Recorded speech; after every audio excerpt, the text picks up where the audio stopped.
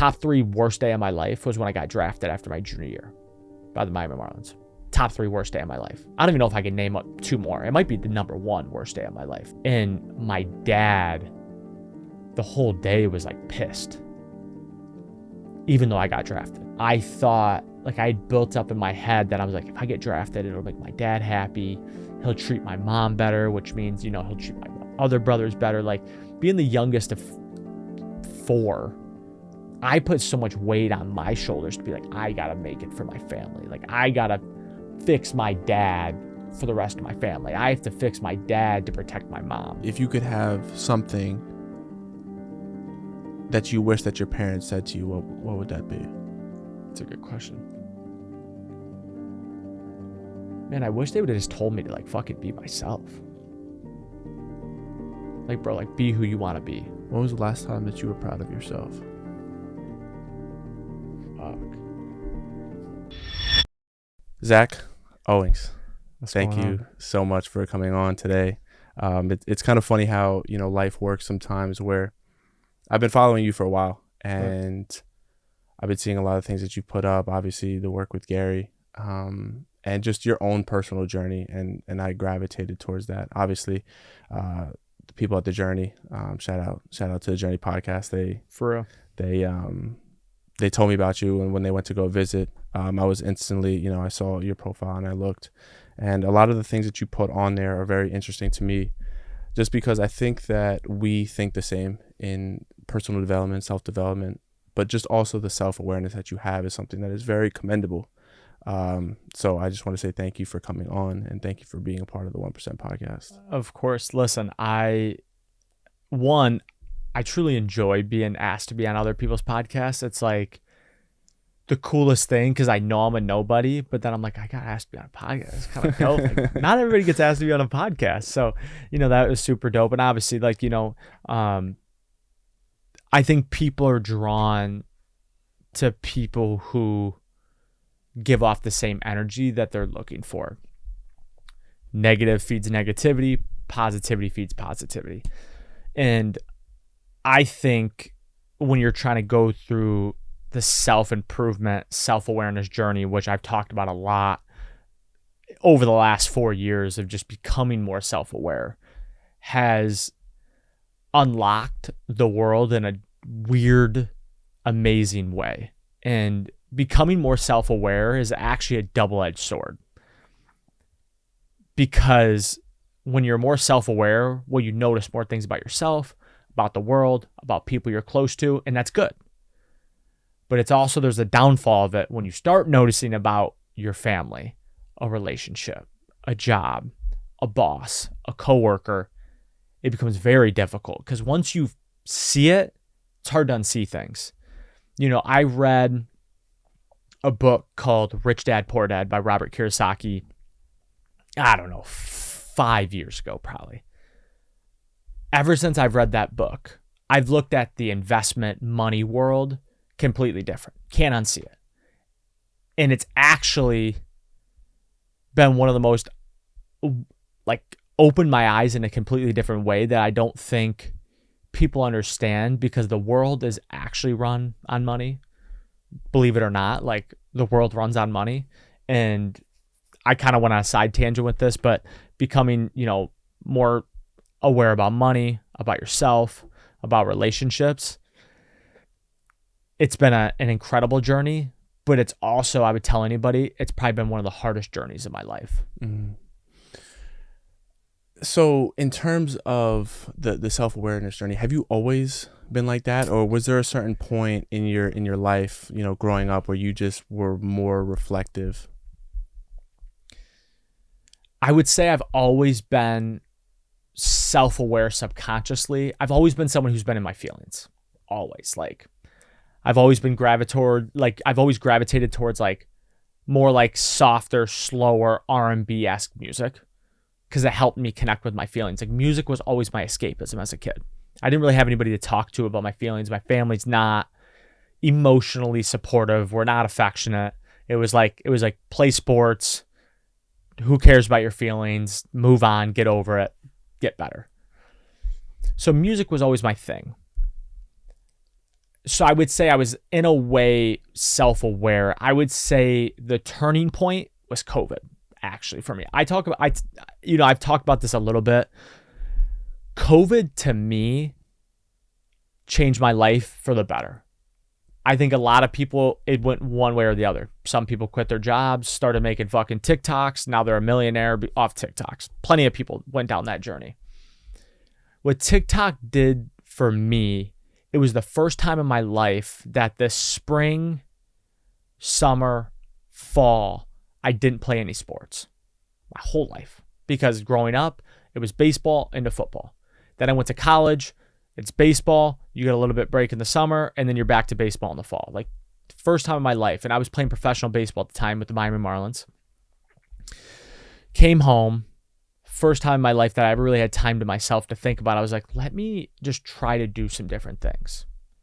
Started reading literally like every day I was reading. Started journaling. Started meditating. Obviously, I was still working out because I was trying to play professional baseball. Actually started developing a real relationship with my brother Joshua. I have 3 older brothers. Joshua is the closest to me in age, year and a half exactly to the day.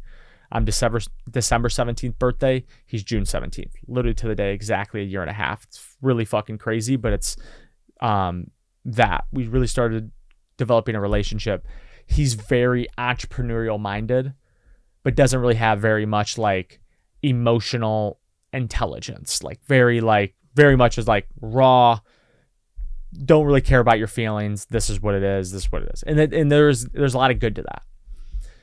So combining all of that, I became very self-aware, started learning how much I actually hated playing sports and that it wasn't my thing, and started making content, started actually consuming Gary Vee's content a ton, which really is probably what really started the ball becoming self-aware. Was I actually would give a lot of credit to Gary in that realm.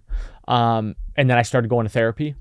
Really working on myself, trying to let go, uncover insecurities, traumas from my childhood. So I would say around 2020 is when I really kind of hit my stride of becoming more self-aware, focused on self-improvement, learning that the only way to make your life better is by doing the hard things that no one actually wants to do. That my whole life I was really created to not like think about that stuff, not to dive into that thing, not to think about that thing. So yeah, I would say around 2020 COVID time is when I really kind of went on this journey of like who I am now. Obviously, I'm a very big person of month over month people change. Every 6 months people change, and then every year people are definitely changing. And then you talk about 5 years and 10 years and 30 years. Like, you're living fucking 10 different lives in one life. People don't understand that. Like some people want to stay the same. Some people hate to see their friend or their partner or their parents or whoever change. I love that. I want to see you change. Like, however we get into this, like, if my high school friends or my college friends walk through that door right now and they're like, what was Zachary like in high school and college? Completely polar opposite to who I am now. And to them, they're probably like, what the fuck happened to Zachary? I'm like, I don't even like that Zachary that you guys loved. I would never want to be that person again. And that's honestly what pushes me a lot these days is I don't want to go backwards. Like, I don't like who I was back then. I like who I am now. And I think that, all that spiraled then, long-winded answer to say COVID was pretty much the start of my self-awareness journey. But theoretically, I've been in my feelings my whole life. Like, I don't think you go down a self-awareness journey unless you kind of always had bits and pieces your whole life. It might have just taken some time to consciously find that. Mm-hmm. Yeah, we kind of had the same, as you were speaking about the 2020, that was the same thing for me. I was a college athlete. I transferred to Brooklyn College to play basketball. And it was in that transformation, I was like, what the fuck am I doing with my life? Like, what basketball, and probably you can attest to this, has been so personified with my identity my whole life. Very. I didn't know who I was outside of that. Very. And that's like something that not many athletes will either talk about or people will not talk about. because that's what it comes to when you're so identified with it. Well, it becomes to a world that pushes sports. Then it becomes to families or parents who push sports. Like that was me. My parents pushed sports. Like it was like, you can't live in this house unless you play sports and you're good at it. Like, let alone like you play it like good. Like you don't belong in this house. Like that is how it was. Like it was really serious. Like people always ask me like, what's your favorite memory in sports? I'm like, I have like one. And it was my senior year baseball season when we made it to the state championship with my high school best friends. We lost by 2 runs, but we had bases loaded, 1 out, kid grounded into a double play. Fucking like the worst thing. I literally still think about it to this day. Like I'm getting shivers thinking about it. It's the only moment in my life that I actually was like, fuck. Like, man, if you just gotten a hit or like just didn't ground into a double play, like we'd have been down 1. I was on third base, like fucking pass ball, you tie it, and then you just don't know what happens. There's only literally one moment. I was all conference, all league, multiple years in college. I was the best player on the team, was one of the best players in the conference Division One. Got drafted after my junior year. They paid for me to do my senior year. Finished online the year before COVID, which would have ruined my senior year in college, which is also like, you start thinking about life a little bit as like perfect timing and things happen for a certain reason. Like I would have never played baseball again if COVID happened because I was so done with it the year before I got drafted. I was like, I wanted to transfer. I wanted to just be done with it. Like, cause I just like college, our team wasn't very good. I love the people. I love the coach, but like our team wasn't very good and that shit weighs on you. But yeah, I have like one fucking memory from my sports career. And I think so many people hold on to that for too long and they keep doing it. And then it actually affects their life because it's like, they're so wrapped up in it. It's the only thing they care about. Whereas to me, I like couldn't fucking wait to be done with baseball. I couldn't wait to be done with sports. That's why COVID was actually my out because it gave me a chance to do this business thing, do this content thing, actually fucking work on myself, actually like think a little bit. And it was the first thing in my life that I felt was like for me. And it took a long time. Like my whole life, I knew I had to play sports. It doesn't mean I enjoyed it. I was good at it, but it doesn't mean I enjoyed it. And I think that's like the one thing where people in their life, whether you play sports or not, back to the self-awareness part, like if the shit's not lighting you on fire, there's something wrong. There's something disconnected there. And that took a long time for me to figure out. Now, how much, because I read this, how much or what was it like having this performance, right? That was based off performance. How are you performing in sports? How did that affect the way that you viewed yourself? Very negative. My household was very negative growing up. My parents, specifically my dad, was very negative towards us because he was negative towards himself. So my self-esteem was like kind of trash from like a young age. Then you pile on sports, right? Whereas stats, can't lie about stats, whether it's baseball, football, basketball, can't lie. Like fucking scored 30 points, you scored 30 points. If you average 2 points, you average 2 points. You know, you win the game, you lose the game.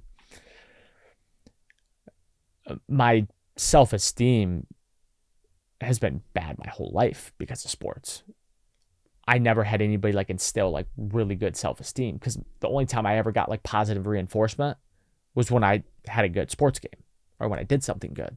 Like, well, I'll talk about it now. Like, top 3 worst day of my life was when I got drafted after my junior year by the Miami Marlins.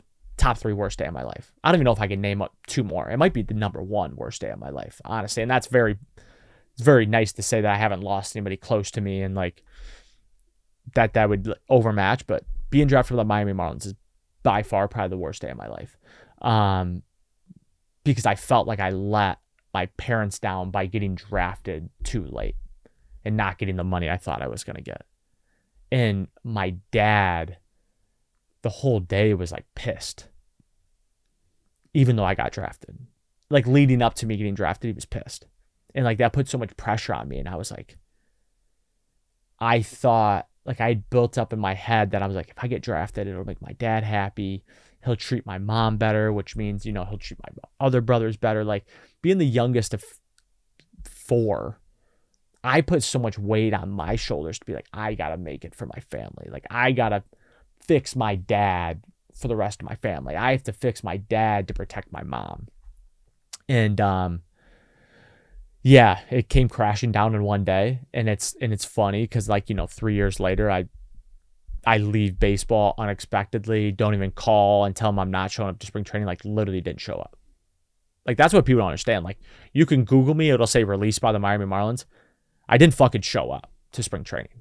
That's a very bold move. But theoretically, it's actually how I operate. When I feel like I don't belong there, I'm like, you don't even deserve a call from me. Because, like, you know, professional sports is very political. Like it's not what people think it is. Like the best players don't play, actually. It's the players who got paid the most money play until they physically can't play. Then it's your turn. And I just didn't rock with that. But to answer your question, I mean, my self-esteem is still almost, I'm still almost rewiring myself to like, your self-esteem isn't built off what you do at your job. You know, it's not built off the money you make. It's not built off how cool you are or how many followers you have. It's not. And that's still kind of the sports side of me because it's been ingrained in me for 2 decades. How's that? I can imagine that relationship with your family and trying to like detach from that must be difficult. And how has the relationship with your family been now?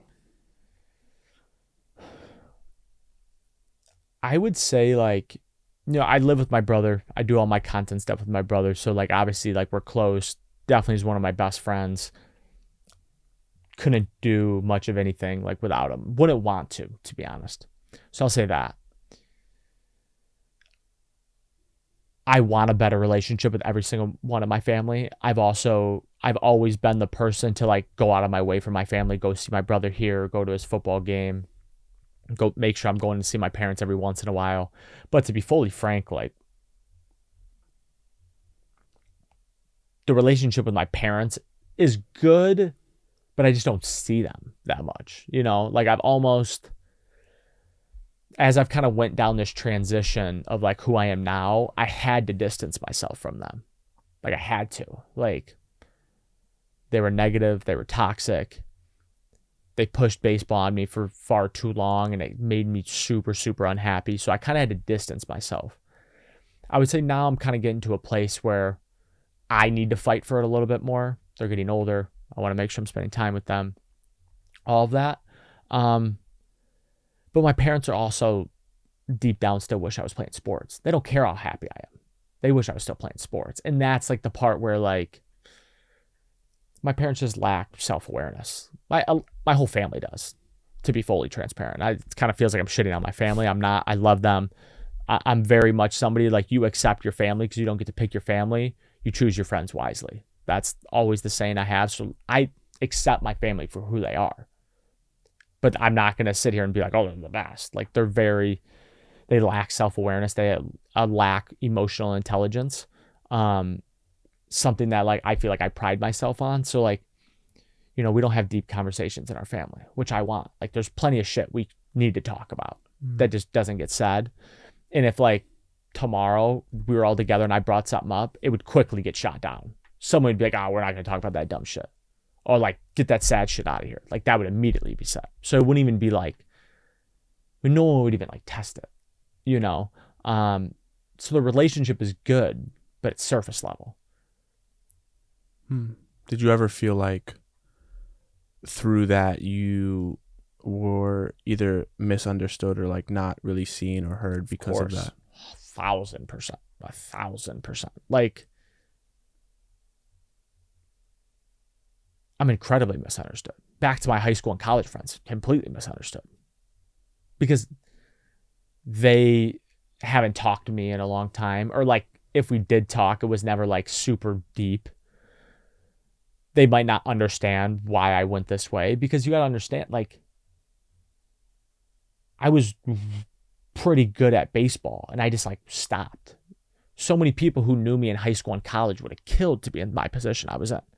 And I just stopped to fucking make content, to like work a day job. They're like stupid. People don't understand that. So very misunderstood. But I also think they don't understand because they aren't on the same journey of themselves to find and to self-growth and discover. Like, no one who's on the same journey as you or is farther along the journey as you will ever shit on you. The only people that shit on you are people that are insecure or jealous that you had actually the confidence to do something they could never do. And that's actually like how I think about my family a lot. Like, I think jealousy, being misunderstood, not being seen stems from people being like envious of you. They're like, they wish they could do that. They wish they could be more open about that. Like, I've kind of been re-saying this lyric because I've kind of been in my feelings the last like 3 weeks on some like personal shit. But like, you know, Drake said, price tags on making the world feel something. And I think people who are able to put more emotional stuff, more vulnerable stuff out is awkward for them, especially me. I'm like, fucking, should I delete this post? Like, all the time. But it's actually that, because that is actually what's going to change the world. Because it's going to help one person at least.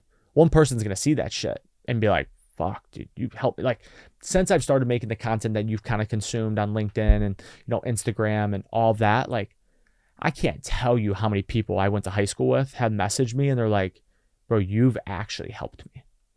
People I would never expect to fucking ever DM me are like, bro, you've helped me. And it's like, I'm like, bro, if I'm helping people who actually know who I was, think about the person who has no idea who I was that just comes across my shit that's like, this dude's fucking really saying it. Because people who know you for a long time are always going to be a little like, like he's just in a phase. Is it going to break? Like, when's he going to go back to who he was? Because I know that's what my high school and college friends and people who like know me since I was a kid, my family thinks that. They're like, when's he going to go back to who he was? I'm like, never. That's the question. That's the kind of the thing. So I don't know if that answered your question. No, I went on a little like rabbit hole there, but yeah. It is funny that because I would say I've experienced my perception of the same thing of like I said, always playing sports, and when you kind of pivot into this new avenue that others don't know, like it's always been inside you, right? Like it's always been there, but you just didn't have the outlet or the voice to want to say it. And then once you do say it, they're looking at you as if it's like a completely different person, but they didn't actually know who you were in the first place. Bingo. They never actually asked the questions in the first place. Like, who are you besides the sports? Of course. The reason I made the transition is I felt like, one, I was fucking 24, 23, 24. So it's like, I'm an adult. I'm paying my own bills. I'm paying for everything. I paid for my school. Like, I felt like I paid my parents back for their investment. Played professional baseball, all that. Like, I felt like I paid my parents off for what they did. And I felt like I owed myself the rest of my life. I gave them 2+ decades. That was theirs. This is mine. But they never asked the question. Like, I'll never forget. Like, me and my brother talk about this all the time. We do vlogs now. We do podcasting. You know, we do our like short form green screen storytelling business content. But like when we were growing up, we used to make at-home videos like naturally. Like we used to always in the Christmas growing up, like I want a video, I want a video camera, I want a microphone, I want a camera. We used to always ask for that naturally. You know, me and my brother because we lived in a room together for 13 years growing up, like, you know, we fucking like rapped for like a summer. We were like making rap songs. So it's like we naturally had things, but our parents were never like, you should keep doing that. They were like, yeah, cool. Focus on sports. So like we never had the outlet. Like we never had somebody be like, you should keep doing that. Like you should. Because if our parents said that like once, me and my brother talk about all the time, like how far we would be off. Like if we just fucking uploaded some random shit we made in our house on YouTube back when it launched, you're talking about millions of subscribers because there was fucking 10 videos on the internet.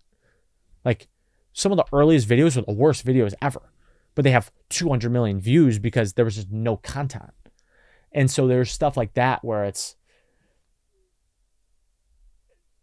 I wish we had the one push, but because of that, we kind of built it in a different way where I can come from a different perspective and be like, I've seen close to the top of the sports world. I've done that route. I've did the college. I did professional. I know what it is. So I'm able to kind of attack it in a different way with the content, which gives us legitimacy. You know, my brother played professional hockey. So we have a different perspective now. But yeah, back to your point, like the person I am now is actually who I've always wanted to be, but was just scared to do it because I wasn't reinforced. I didn't have the self-esteem to do it. My parents weren't fucking building me up. My friends weren't building me up because my friends were the same thing I kind of was. Sports, girls, don't really care about your feelings. And as I got older, you know, my closest friends are actually like, we're a lot more emotional to each other than like my family ever was. Like I'm very like, you know, whether it's my, you know, like my girlfriend or like my friends, there's always like a very emotional side to that relationship because I never got it in my household. So I'm very like drawn to people that are more emotional. It's why we probably connect. Like we can have the deep conversation. We can have the hard conversation. So yeah, I don't know if that answers your question, but I never in my life got pushed to do anything different than sports.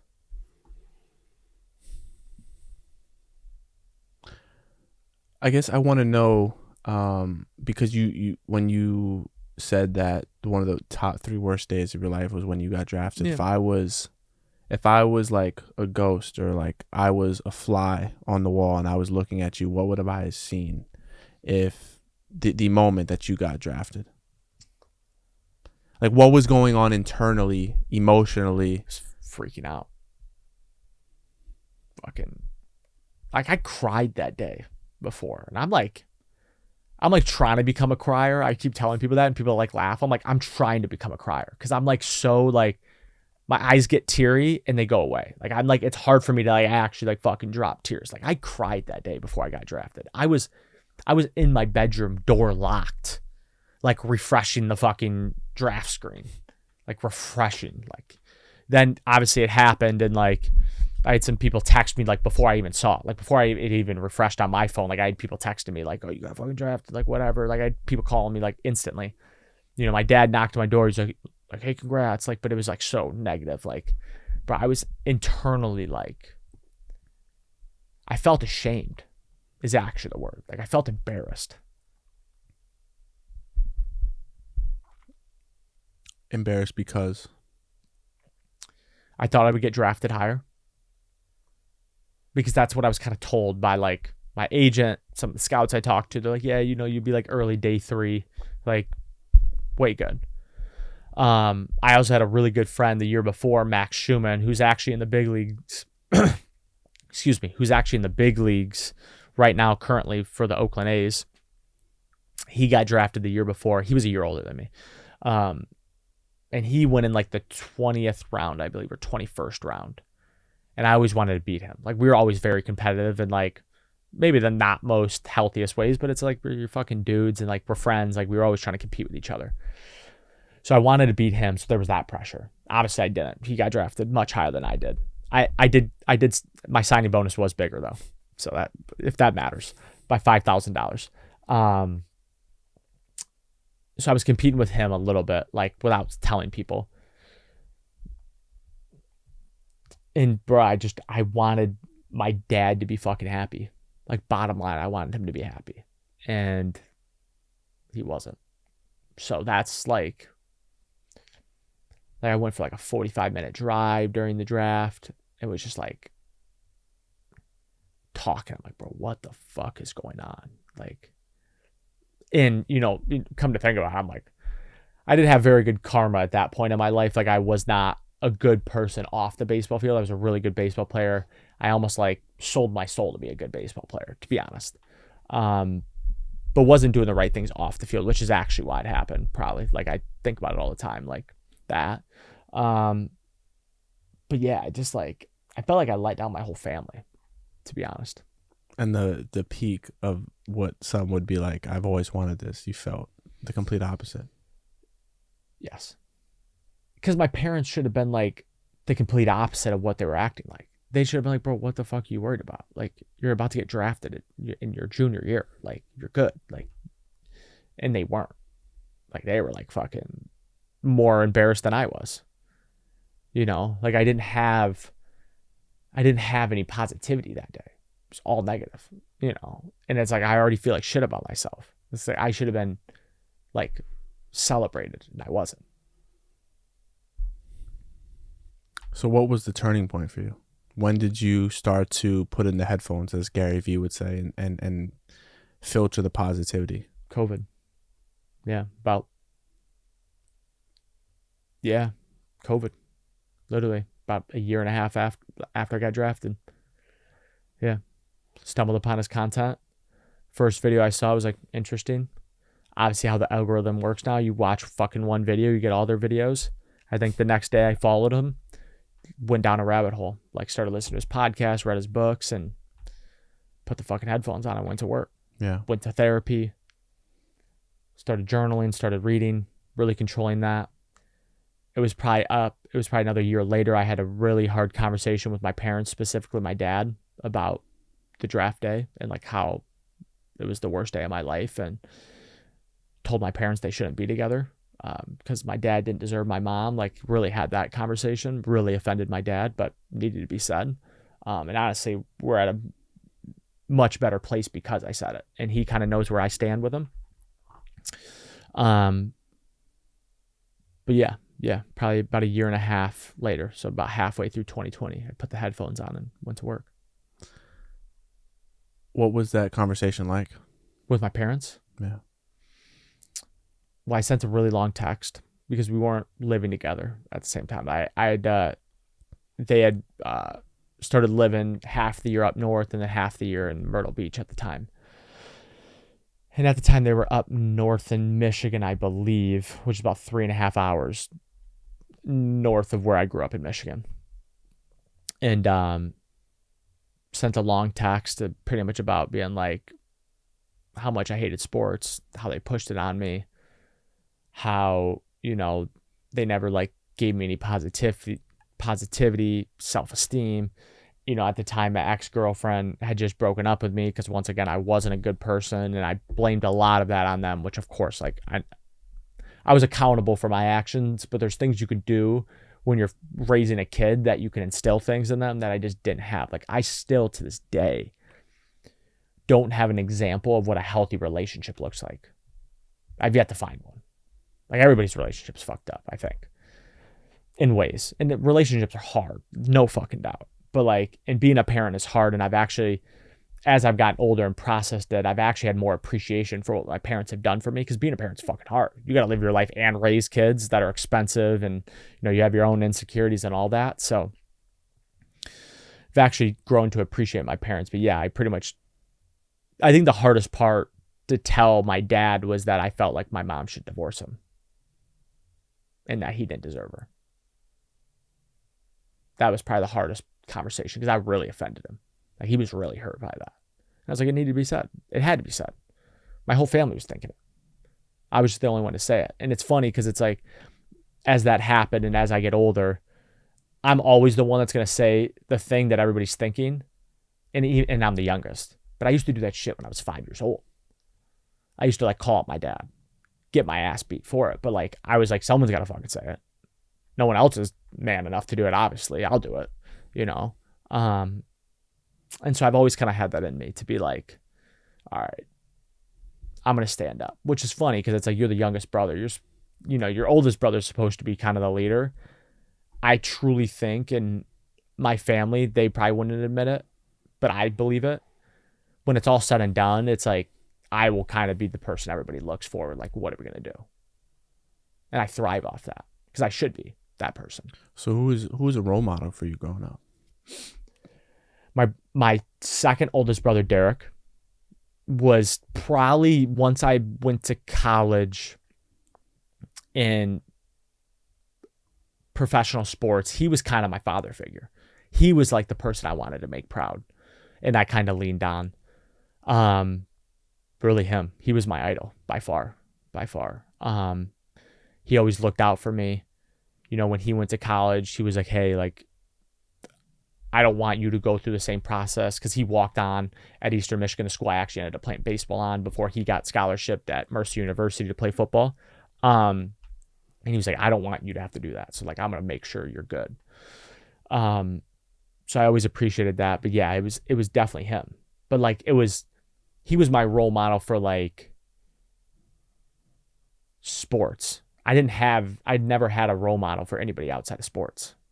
It was always sports, but it was definitely my brother Derek was my single role model.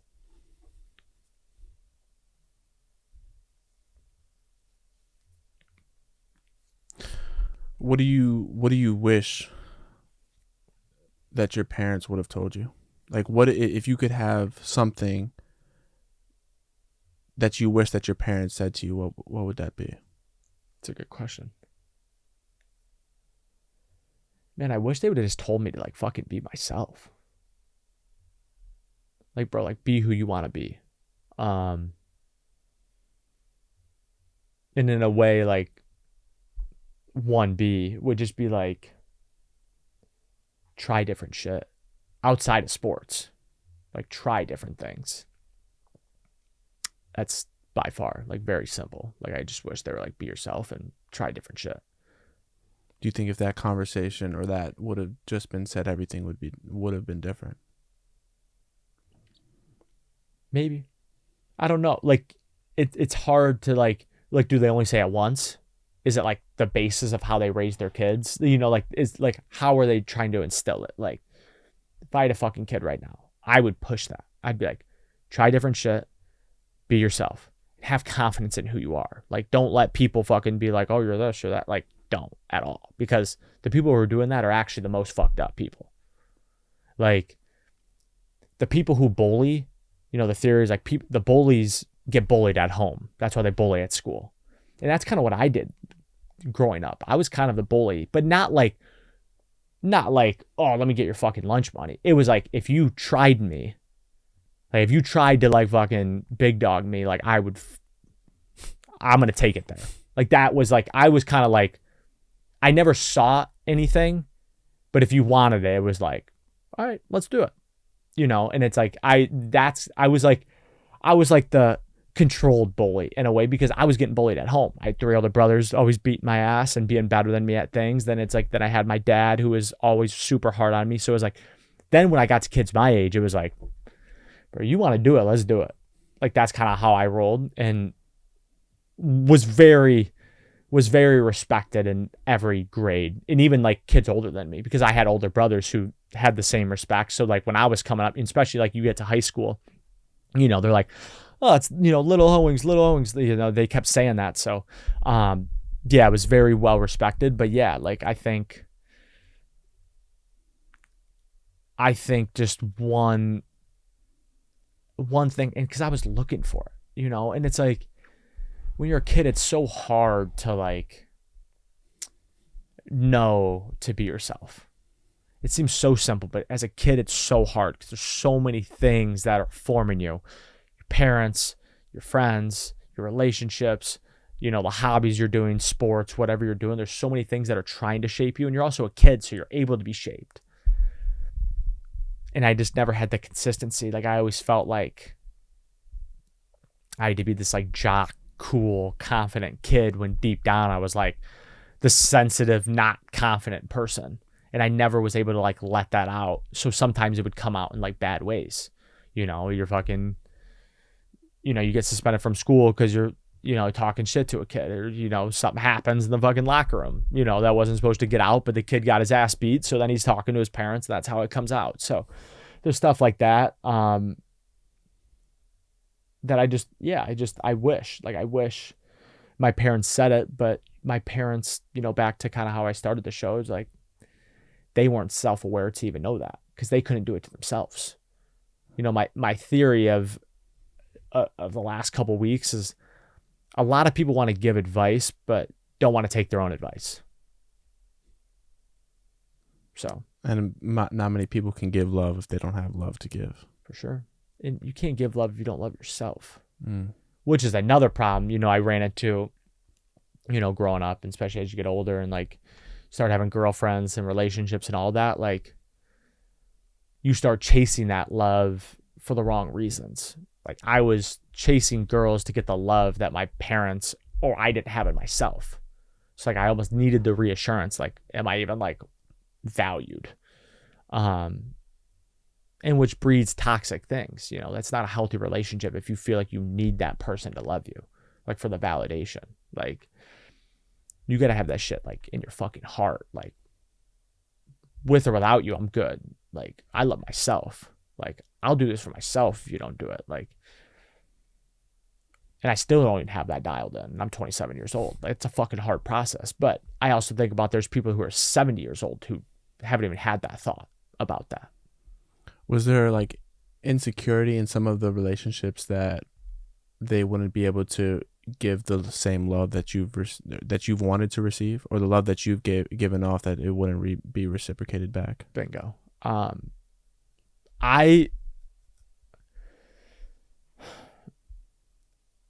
In most of my life, I would say I'm not an insecure person. When it comes to relationships, I'm very insecure because I don't have the confidence like instilled in me. And I always felt like I had to like really fight for someone to love me, because that's how my parents were. My parents loved me when I was good at sports. My parents loved me when I got good grades. My parents loved me when I did things for them. So I always thought love was like a reward. You do something, you get love. When that's not love. Love is love with regardless, reward or not. Like I love you the same. But my parents did the opposite. So I would say, yes, I, in relationships, would probably always give more than I was getting, because I always felt like I had to go above and beyond to get it back, which once again isn't right. Like that's not at all how it should be. So yeah.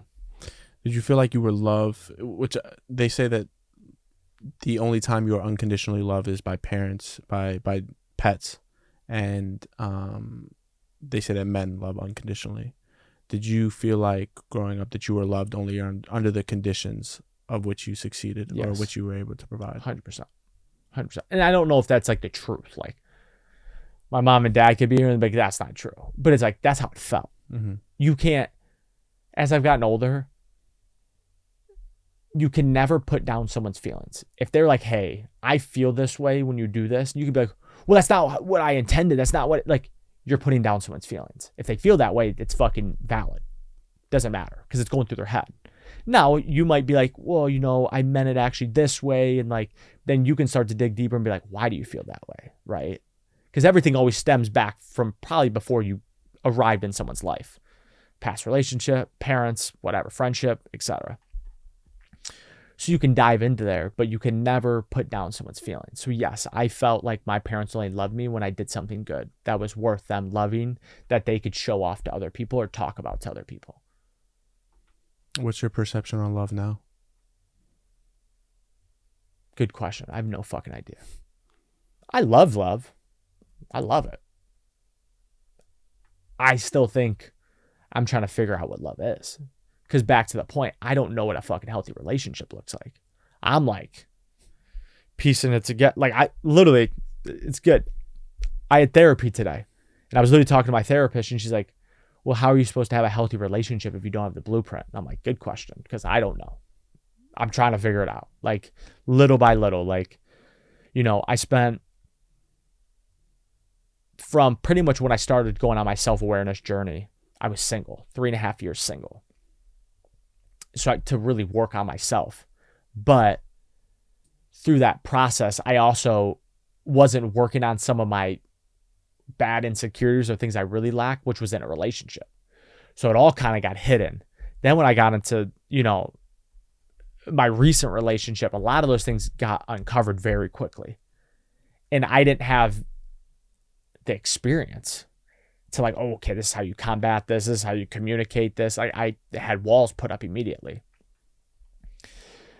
So love is, I truly think love, as we've kind of, as I've talked it out, Bro, love is effort. That's what I would say love is. Love is effort. Love is, and the reason I say effort is because you can't fake it. Bottom line. You can pay for things, you can do expensive gifts, take trips, be married. Can't fake effort. Can't fake it. Like it's how I've actually always thought about sports and why I got good at sports. I just worked harder than everybody. Can't fake it.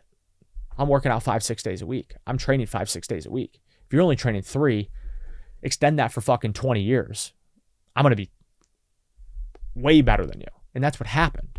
You know, when I was playing professional baseball, kids signed fucking $6 million signing bonus contracts at 18 years old.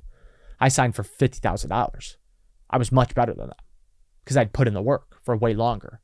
Like, everybody's good when it comes to a showcase, you know, when we're in shorts and dude's fucking just throwing BP. Of course, everybody can hit the ball hard. But what about when the dude's throwing 95 trying to actually get you out because he's trying to feed his family? It's a lot harder. That's when I would shine, is in the hardest moments. So that's what I think about love. I think love is effort because you can't hide anywhere. Yeah. All right, we're back. Gotta love when things overheat. A little halftime. Yeah, a little halftime show. There's an excerpt that I wanted to read. And I wanted to know, I put it in my notes because I think, ironically, you just said it before, that love is hard for you. Yep. This was posted in 2022. Was this like the big ass blog post I wrote? Damn. It was. I haven't read that in fucking 4 years. I'm gonna read it back to you. The whole thing? No, not the whole thing. I was about to say, no. It's kind of long. The parts that I thought all right, let's hear it. were interesting. Love is hard for me. It all starts with my parents. I have a lot of love for my parents with a genuine appreciation for giving me the best life possible. Still, they weren't perfect by any means. Plus, I didn't need them to be perfect. I needed love, support, and for them to be there when I needed them. To be clear, my parents loved me 100%, but I didn't feel it all the time. Additionally, they supported me in sports, but only when it was going well. This hurt me a lot and impacted lasting impacts on my career plus life outside of sports. I only felt worthy to my parents, specifically my dad, when I played well. As a result, it caused me to stack all my self-worth on my sports performance, which is not healthy or long-lasting for a successful sports team or sports career. Furthermore, because of the lack of support, I didn't have anywhere to turn in discussing how I felt or what I needed to in a good space mentally. Next, you have personal relationships, and I am no expert in this at all. Haven't had much success in them, with not good home life growing up and watching a not so good relationship between my parents. I had nothing to draw from what a healthy relationship looked like. This is a crucial reason for my failed personal relationships because I was not a fit to be in one. Before moving on, I want to emphasize, I believe it's key to why it's hard to trust and love someone for me. In every relationship I had to depend on the person to be there for me on my bad days or be the person I needed to talk to on my worst days.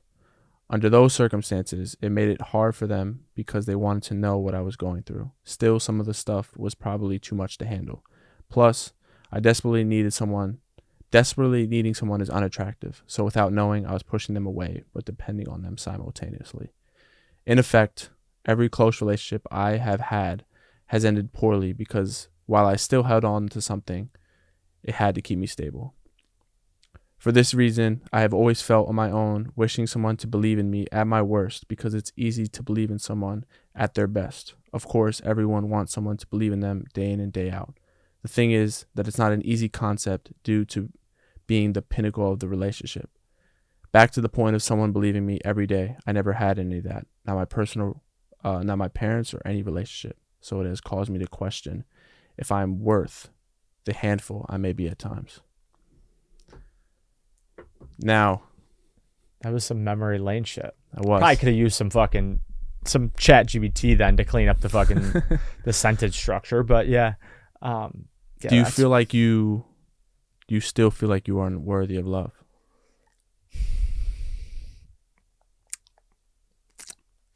In short, no.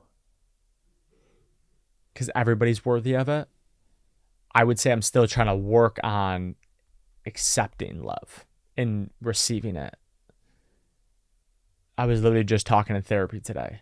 One of the hardest things for me is accepting a compliment because I don't give it to myself. Like, you give me a compliment, I'm more likely to take it. My girl gives me a compliment, I'm like, oh, you don't mean that. Like, are you sure? Like, you don't mean that. Like, all that. So I am worthy of love. I'm learning on and still trying to grow on like how to actually accept it and not push it away.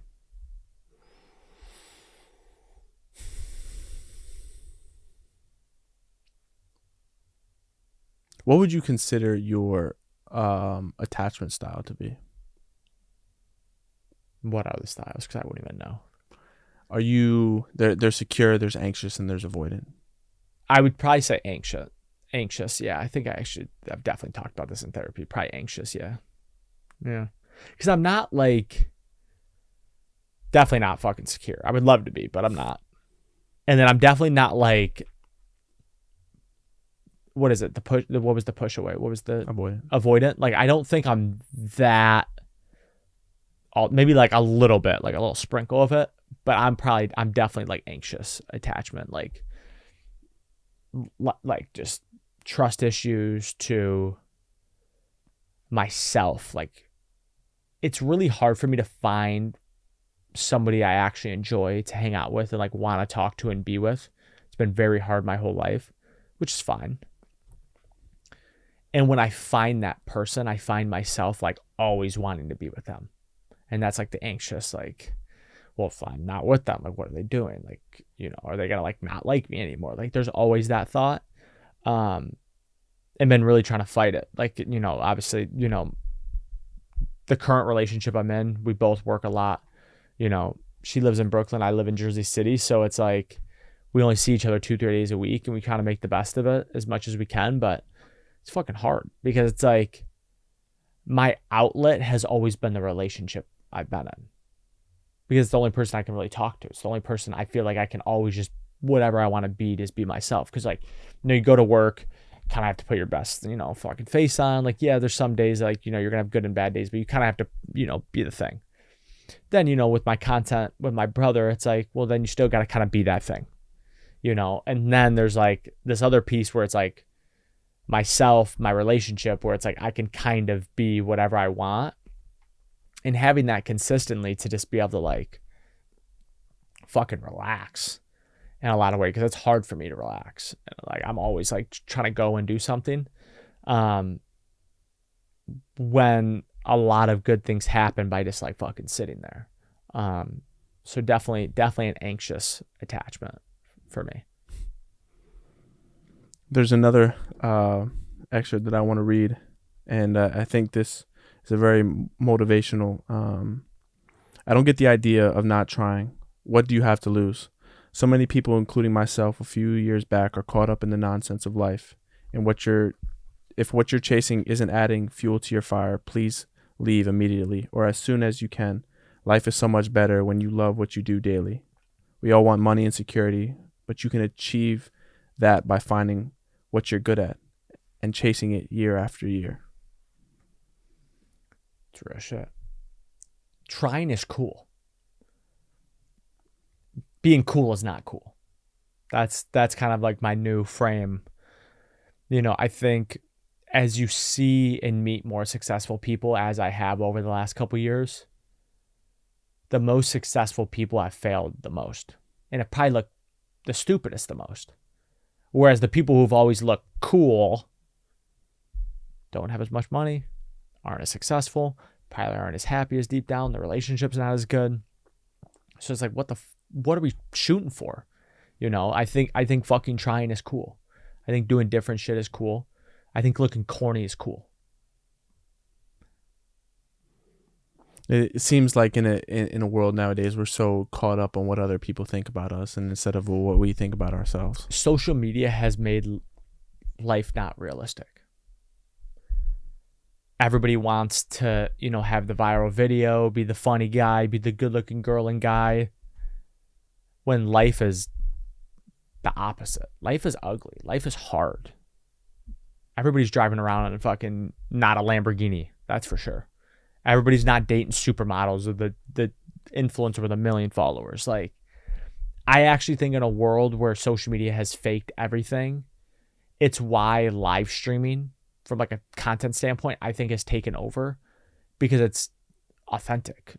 Not like that they're not like playing a character or they don't have things like already planned and they're acting.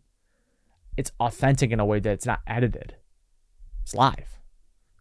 And in a world, to caveat that, having deep conversations like this, or, you know, your Boys on the Journey podcast, or really kind of what Gary's done with his content, and a lot of other people have,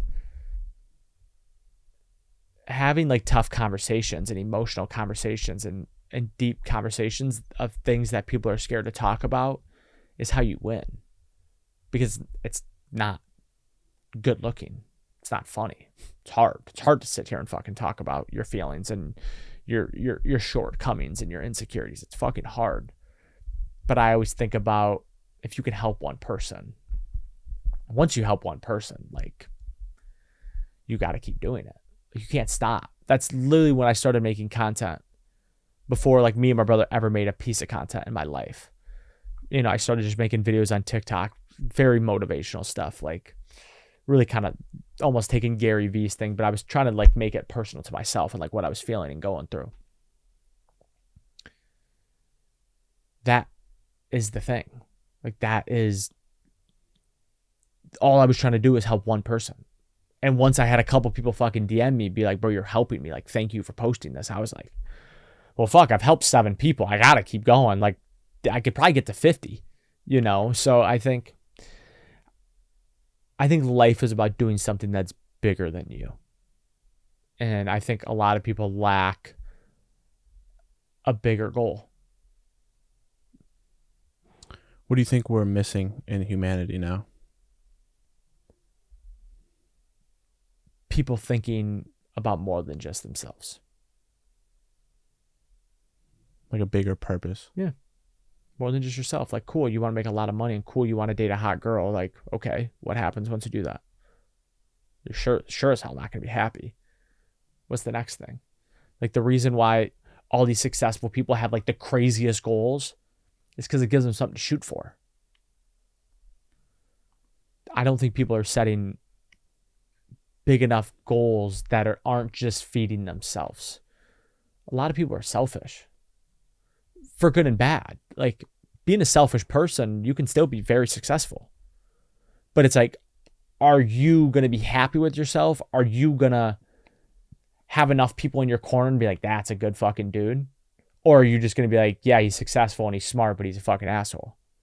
Because to me, I don't want that. Like, I want people to be like, no, not only is he a good dude, he's actually successful and he did it the right way. I'm more of like, I'll take the long way of doing it the right way than taking the shortcut. So I think things bigger than themselves. And it's hard, especially like when you're trying to almost get your feet under you in life a little bit. Especially like, you know, you're in your like mid to late 20s. You know, we live in fucking New York and it's super expensive. So it's hard to like be like, oh, like I got to do more things that are bigger than myself, when it's like you're trying to save a little bit and invest a little bit and like get your shit together. It's hard. But I think the bigger goal is actually how you get to the place you're going to, because you're not always thinking about where you want to go to. You're thinking about other things. It's how, like, you know, back to Rich Dad Poor Dad that I mentioned the first thing, Robert Kiyosaki talks about how he started actually making more money when he started giving away more money, which is very counterintuitive. Like, you're like, I'm trying to make more money. Why the fuck am I giving it away? But it's you're feeding like the universe, bro. The universe is energy. Like, what you put out into the world is what comes back. If you're putting out negative shit, plenty of negative shit's going to come back. You put out positive shit is going to come back. So I think as like how you feed the universe is how I think a lot. And it's hard. Like, day over day, this shit's hard. Month over month might be a little easier. That's why, you know, one of the things that I actually struggle with in life is I'm almost like too day to day. I almost don't think long term at all. Like, if you're like, what's your goal for 6 months from now? I'm like, God, beats me. I'm like, I'm trying to have a good day today. And I think that's good in a way, but it also is a struggle when you're like, people are like, what do you want to do with your life? I'm like, well, I think I know. I don't know. Like so there's that. I think people just need a bigger purpose to shoot for. Yeah. And I often feel like we have been brainwashed as a society. A thought I had the other day while I was in the car was that we are brainwashed to believe that we will never have enough. It's like the personality of somebody that wants to do it all and wants to achieve the thing, and then once they achieve it, it's not, oh, I want this next goal, and how success is a moving target. And I feel with social media and seeing other people and having so many videos that you can see of the cars, of the houses, of anything, of the money, that we're brainwashed into believing like what we have, we can never be content with. It's the hardest thing. I felt myself all the time. It's a hard concept. But yeah, like, it's a hard thing for me because when you want to be successful, you're always kind of shooting for the next thing, right? That's why when I say bigger purpose outside of yourself, to me, the reason I say that is because a big thing back to me getting drafted professional baseball, that was my only goal. So when I got there, I was looking around like, this kind of fucking sucks. This is not what I thought it was. So that's why I've shifted, like, what's a bigger goal outside of yourself? Like, is it helping people? Is it building a fucking school in Africa? Is it clean water in other places? Is it like feeding the homeless? Like something that's bigger, because doing things outside of yourself will actually give you way more energy than like, oh, I just want to make $1 million. Okay, once you make $1 million, you're going to feel the exact same way. You're going to be able to take the vacation you want and buy the thing you want, but like having a big house and fast car does absolutely nothing for your life besides feed your insecurity. And how did you realize that? By crashing and burning, by putting all my eggs in getting drafted, thinking it was going to make my dad happy. And it did none of those things. It didn't make me happy, and it didn't make him happy. That was the day I stopped doing things for other people and started doing things for myself and for the greater good of the universe. Do you feel like you struggle with people pleasing? Ish. Depends on the person. Depends on how much I love and care for them. And it depends on what they've done for me. I would say naturally, to someone I just met, them judging me, am I going to people please? Don't give a fuck. You know, my brother needs something, I might have to people please a little bit. So I would say, like, it just depends. I don't think I struggle with it, but I think there's certain people that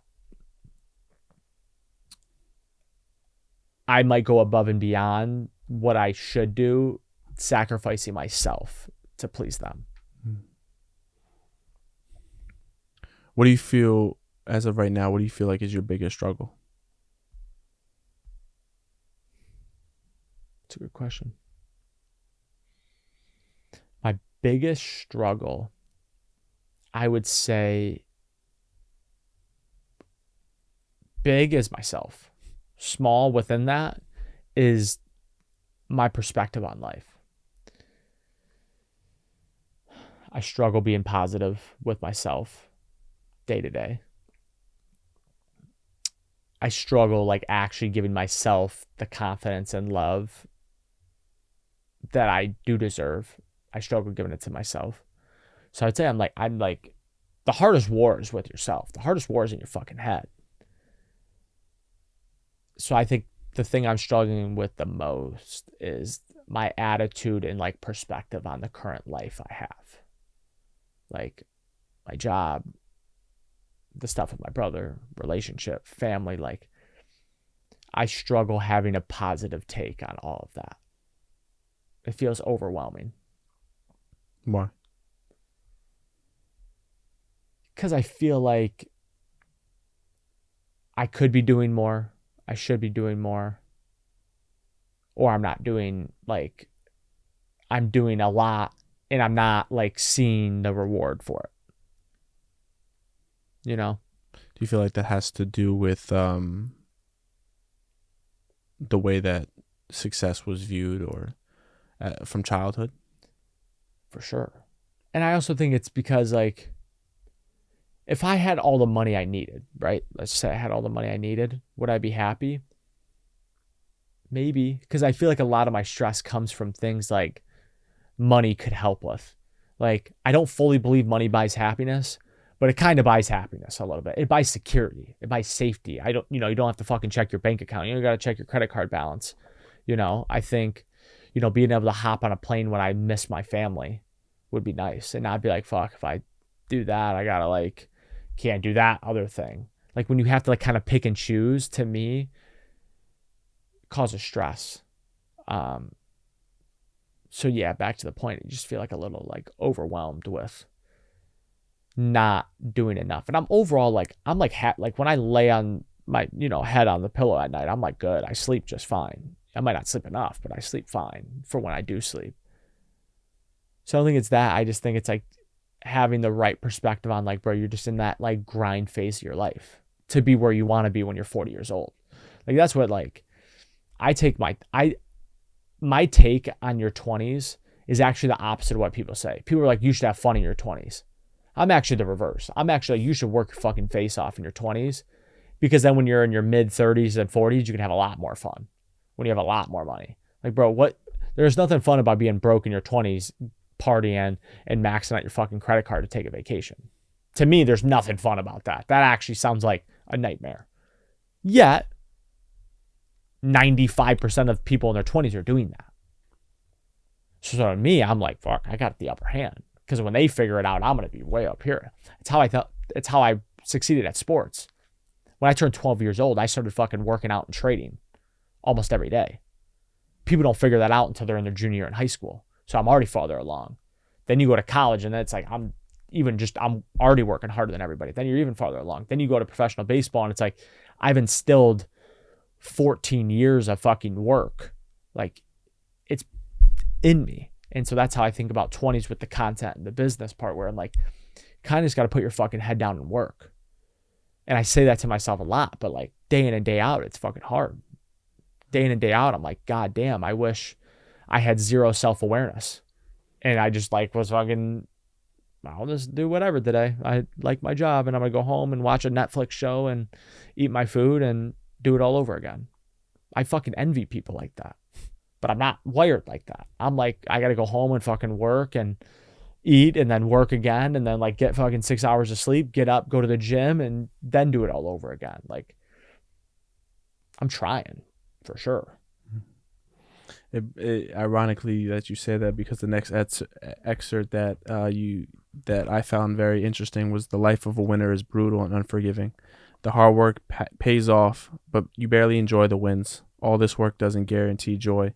Even when you win, you feel like you could have done better, because the pressure to do it again is constantly circling. And there's no leisure day. There's no leisure day in the mind of a winner. The anxiety of taking a day off haunts you because you know someone is working to beat you and leave you behind. They continue to grow into their best possible self to succeed in life. It's lonely. It's not for everyone, but it's the only way I know how to live. Some real shit. I have some good posts on like that. Damn, I'm like fucking Shakespeare. Yeah. It's hard. It fucking, dude, being successful is lonely. It is lonely, bro. Like the only time that it's like not lonely is if like you're just fucking mediocre. Everybody wants to be mediocre. It's easy. It's easy to be mediocre as a human because mentally you already want to be mediocre. Mentally, I don't want to go to the fucking gym. Yet I go 5-6 days a week. Mentally, I don't want to go work my job and immediately come home and start working again, barely have time to eat, barely have time to sleep and go do it again. I never want to fucking do it. I have to push myself to do it because I'm trying to build what I always call like is like my escapism. I'm trying to escape the matrix of what we're in. I'm trying to escape the rat race of what we're in to go do what I actually want to do. And it's actually be free. Like when you retire at 65, 70 years old, whatever it is, you're not free. You're living off a fixed income that you hope is saved up, that you hope the stock market doesn't crash, that you hope whatever is in your bank account is enough. That's not free at all. That's actually like the worst feeling ever to me. The only way to actually live it is by building businesses and having assets and things that work when you're doing whatever. And it's hard to build that. The most successful people aren't going on 47 vacations a year. They are not. They are working 100-hour weeks every week. Being a winner is fucking hard because it's consistent. It's consistent. Like, I think about it all the time, like the Kansas City Chiefs in the NFL, right? Alabama in college football. People fucking hate them because they're great. People hate dynasties because they work harder and they win. People don't like winners. People want to cheer for the underdog. People want to cheer for, oh, you lost, get them next time. That's why everybody talks about, like, you know, kind of when you start a journey, people kind of push you a little bit. Then once you start seeing success, they're like, oh, that person changed. Or they try to tear you down. People don't actually want anybody to win. Very few people actually want someone to win. I probably want you to win more than people that have known you your whole life. Point blank and period. It's fucked up, isn't it? But it's the truth. What has been the price that you've had to pay for winning?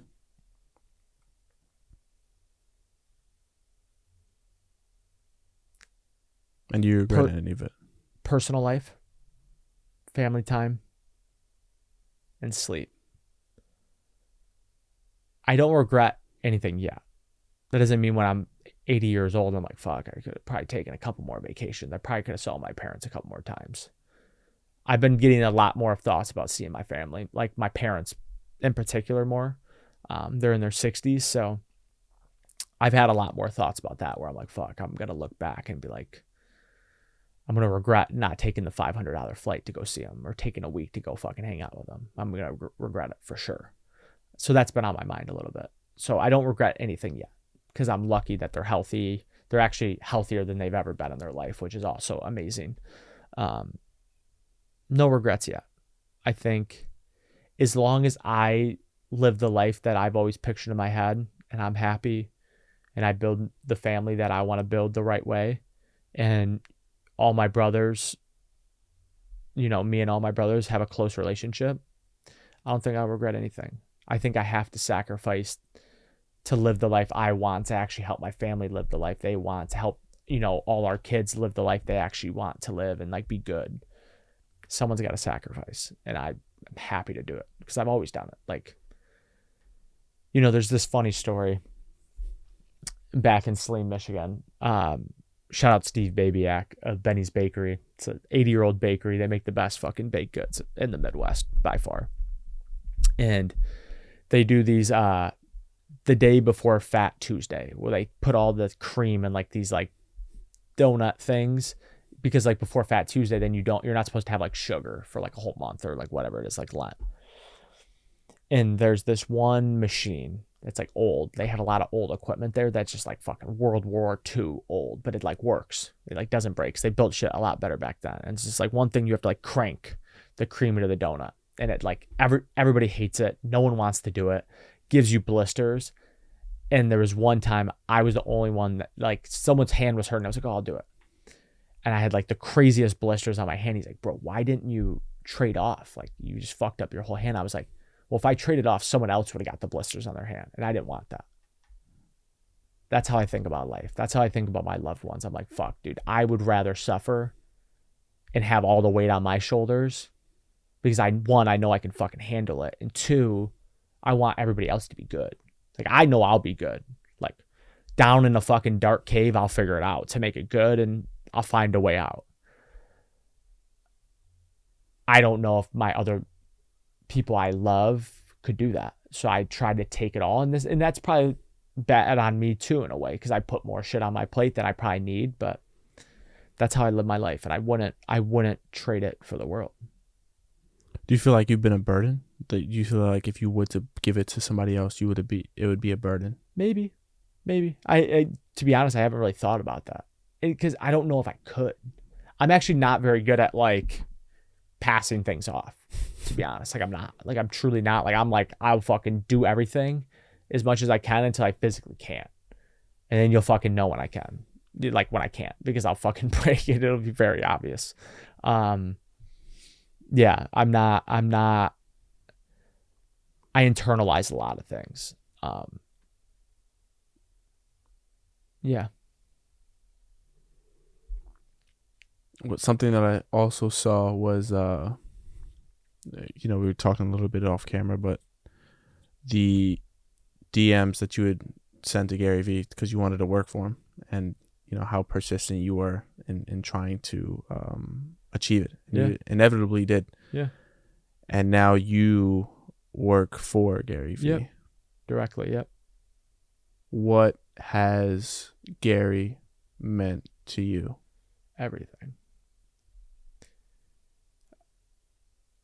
Top 3 people who I say saved my life. I wasn't about like to kill myself. It was nothing like that. But I mean, like, saved my life, like made me pivot from my sports life into like what I am now. Definitely top 3 people. I'd probably say like him, my brother Joshua, insert something else. He's meant everything to me. I feel like I owe him more than what I've done. It's why I work very hard for him. I try to take shit off his plate because I feel like I owe him that. Like, he opened my eyes in a way that no one ever has. Like, I feel like I'll never pay him back. And I tell him that all the time. Like, I'm like, bro, I'll never pay you back. And he's like, you don't ever have to pay me back. But like, I do feel like a deep push that like I do, like, I don't need to say like thank you or like anything like that. It's like I just kind of show them through my work. It's meant everything to me. It's honestly like I can never work another job. Like, whenever I walk away from working with Gary, it'll be 100% doing my own thing. 100%. I'll be fucking homeless before I go work another job. For real. Because it's just like, it was a peak moment for me. I had 3 people I wanted to work for. Me and my brother sat down. There's 3 people we wanted to work for. My brother also works at VaynerMedia, which is also one of the companies, works on the agency side. Gary was number 1. And my brother put him at number 1 because he knew he was my number 1. And like, it's funny because my brother's a year and a half older than me, but I feel like in a way he looks up to me in a lot of ways. And a lot of people think I'm older just by energy. Like, he's very fiery, I'm very like cold, and I'm very like just different tone and manner. So a lot of people think I'm older, but he is a year and a half older than me. But there's 3 people we wanted to work for: Gary, Dave Portnoy at Barstool Sports, and the Nelk Boys.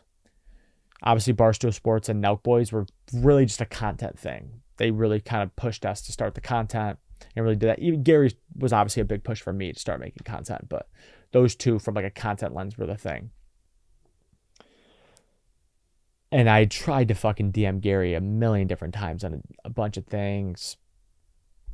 DM'd him, tagged him and stuff, posted on my story. I probably networked 80 followers from like people in my circle, like to follow him and like figure out who GaryVee was. Gave his fucking books out to people, all that. And then one Saturday or Sunday late morning, I believe it was Sunday morning around like 11 a.m., I was looking at jobs on LinkedIn for VaynerX. Was applying to like literally every job. And I wasn't even like qualified for like any of them. But I was like, if I just get an interview, I know I'll get a job somewhere and I'll fucking figure it out. And then he'll meet me and it'll be good. And I just had this thought like overcome me. And it's kind of how I live my life a little bit. Like I kind of live it off feel. Like, if you were giving me bad energy, I probably still wouldn't be here. I'd probably made up something, right? You have good energy, so I'm like, we should feel this out. And it like overcame me, and it was like, bro, you should DM Gary. You should go see if you can DM Gary on LinkedIn. I immediately looked. He had open profile messages. It's like, all right, it's my shot. Let's do it. Sat right there. I can't even remember what I put in like the fucking title. I was like, I'll do anything to work for free, something like that. Or like, I was like, I think it was like, I'll do anything to work for you, like quit playing professional baseball because of you. I don't even really remember anything I said. And then I tried to like write as short as possible, like my life, like quit playing professional baseball. My parents pushed it on me. You brought it out of me to like be like, okay, this isn't for me. Me and my brother want to make content, but we don't really know what the fuck to do because like we don't know shit. Like we want to learn from you in essence. And 35 minutes later, he responded. Told me to email him the exact message. I was like, holy fuck. Emailed him and I'm like freaking out. About 2 minutes later, he puts me on email with Sid, who runs Team GaryVee, and Andy Kraniak, who runs VFriends, and I have a feeling about this kid. And I'm like, Jesus Christ. I'm like, this has to be fake. Like, and it's like anything good that happens to me, and maybe you feel the same way. Like, you must feel like you're not like worthy for it because it was fucking craziest thing. Like, you had no idea. Like, my brother knew how much it meant to me and like how much I fucking idolized Gary. Like I was always talking about Gary, like literally was like obsessed with his content and just his message. Then about 3 weeks later, after talking to Sid a couple times, I got hired. 2 months later, I moved out here and I've spent the last 2.5 years after moving out here working as hard as I fucking can to get as close to Gary. I've definitely achieved that. But it's been a journey and I wouldn't trade it for the world. And anybody who's doubted Gary in any way or like feels a way about him obviously doesn't know him and is probably deep down insecure about shit he's exposing in their head. It's funny that you had an experience like that. The first time I've ever met him, it was at my internship at Fox, and he came on Good Day New York, and I was doing an internship at the time. And the day before, I saw that he was coming, and I was like, whoa. And then I remembered on Twitter, in 2020, the same time that you saw his content and consumed his content, so did I. So I tweeted at him, I don't know when it is, but one day I will meet you. And then I tweeted at him again, like, I think maybe a couple of days later, maybe a week later, like, I'm going to work for you one day. He saw he saw the second one about working for you. Yeah. And he liked the comment. And then it was a full circle moment saying that I was going to meet you one day. And then 5 years later, it just happened. Yeah. And then at Fanatics, I met him again. And it's just crazy that sometimes when you put that into the universe about what you want to do or things that happen and how it just aligns. And for you to get the job to work for Gary and have that valuable relationship now is like, it's crazy. It was 100% manifested. That's all I thought about. I was like, bro, I just want to work for him. It goes back to the point of like, you know, the universe is really based on energy. And I fully believe what you put out comes back. It's honestly why like getting the job to work for Gary was such like a peak moment that I've actually been like, what's my next thing I'm like trying to manifest? It's really fucking hard. Like it's really hard because I'm like, this was such a big thing for 2.5 years that I just like obsessed over that I'm like, what's the next thing? Have the content with my brother and like, I don't manifest anything in that realm because I'm very process driven with the content side of things because that's actually what it takes. It's day over day you're making content. Day over day you're trying to get 1% better. So I don't have anything we're shooting for because I'm also not trying to be anybody in the content thing. I just want to be like myself. I want to have our brand and our face out there and as like, you know, like a family thing. But yeah, it's honestly been one thing I've really thought a lot about, at least over the last probably year. Because the first 2 years were like a whirlwind. It was like crazy. I'm starting to get fucking know him. I met him. You know, I'm fucking going on trips with him. And then I'm like, this is fucking wild. And now that I've kind of settled in and like I have a great rapport with him, like I could tell fucking Gary anything. Like literally anything that happens, anything you could think of, I could tell him. Like I'd fucking call him, big bro, you won't believe what happened. Like some shit like that. And he would be there for it as long as he's not like in a meeting or something, right? Yeah, so it's almost like now I'm like trying to think of that next thing. Like what's the next thing I'm trying to manifest in my life? And it hasn't hit me. And I also don't put a lot of pressure on myself to manifest the thing, because I think things happen when they're supposed to happen. I think too many people are like trying too hard to find the thing and they never find the thing.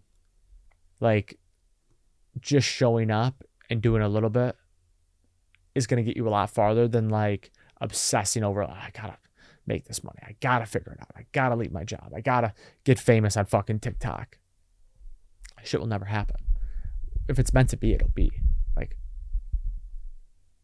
it was actually written in my life whenever I was born that I was gonna work for Gary. I was gonna discover him and work for him. It's just the story's actually already written. You just have to slowly let it play out. And that was one of the pinnacle moments. Like, you know, there's me, you know, my childhood growing up. Then there's me going to college and being really good at college baseball to getting drafted, to me leaving baseball and going to work for legit my idol. Now it's like, okay, what's the next thing? I don't know. It'll happen at some point. So yeah, it's been a crazy whirlwind. I'm like, you know, they say you never want to meet like your idols because they might not be what you thought they would be.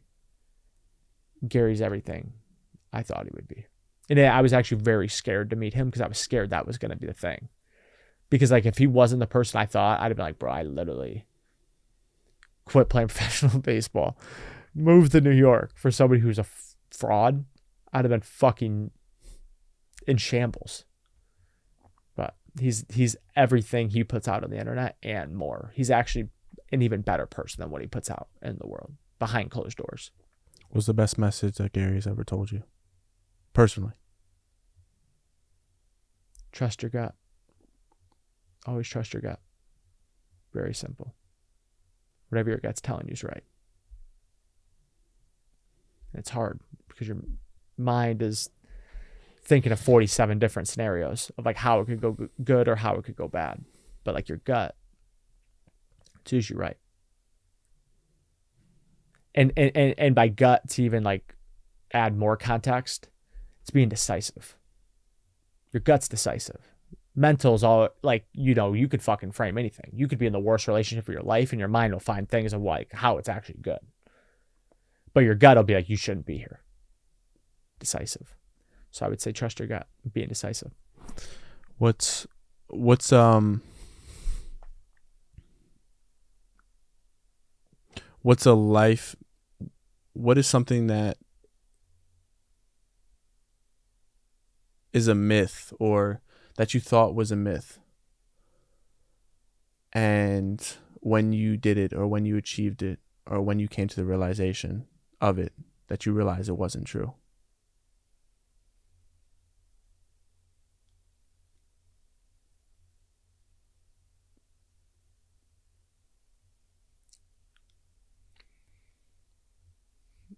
I mean, I would say we kind of talked off camera about this. I would say money, having a lot of money and being a good person are not mutually exclusive. You can have both. I think for a long time in my life, I was like, to have a lot of money, you kind of have to be like fucking, not a fucking asshole, but like, you know, you got to be like a little bit cutthroat. And Gary has actually instilled that you don't have to do that. There's plenty of money in the world.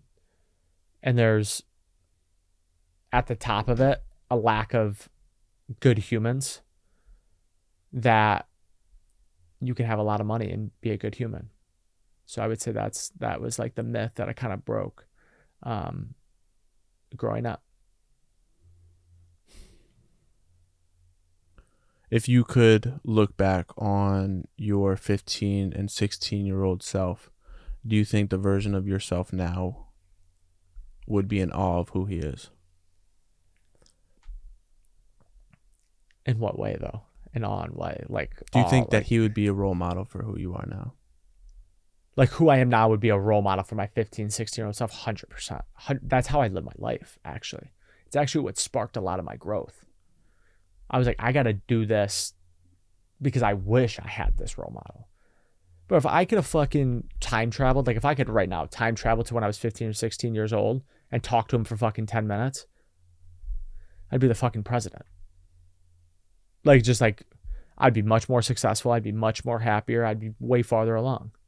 Because I would, in 10 minutes, would be like, dude, you don't get none of this. Trust your gut. Do everything you want to do and do the opposite of what people tell you to do. Because people are trying to, especially at that age, you know, high school, parents, teachers, coaches, are all trying to shape you into kind of what they want you to be. But you don't want to be anything like them. Like, if that person isn't living the life exactly how you want to live your life, take everything they say with a grain of salt. If everybody in the world took that mindset to things, the insecurity shit would stop. Because too many people are taking advice from people who aren't living the life that they're trying to give advice about. That's what I think. It's just what I told you off camera. Everybody's got advice, but no one wants to take their own advice. So don't fucking take people's advice. Take it with a grain of salt. Because they're obviously, it comes from a good place if someone's giving you advice. You know, especially if it's an older person. They obviously have life experience. But don't take advice from somebody. Like, don't take 100% of what somebody's saying and like live what they're saying if they aren't living the life exactly how you want to live. There's very few people truly that I would ever take advice from in my life. Very few people. Everybody else is a grain of salt.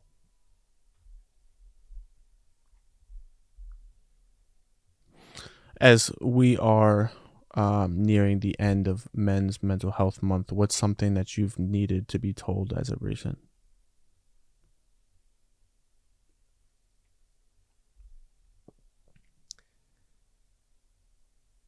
I think I mentioned this already, but like, bro, it's okay to cry. I'm trying to cry more. Like, I think crying is like such a emotional reset. You can cry happy tears and sad tears, of course, but like, it's such a great reset to just life that I think men, if more men just fucking let out a cry every once in a while, we would be in a better place. So cry more, feel more. Don't be ashamed to feel. Like, bro, if you're fucking in your feelings, be in your feelings. Like, if you're fucking down for a week because something happened in a relationship or with a family or at your job, like, you're allowed to fucking feel it. You're allowed to be moving a little slow. You're allowed to stay in bed an extra fucking hour. Like, all that, like, we're fucking human. That's actually what I would say. We're human.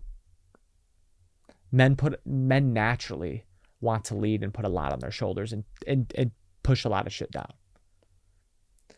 That doesn't mean we need to always do that. When was the last time you cried?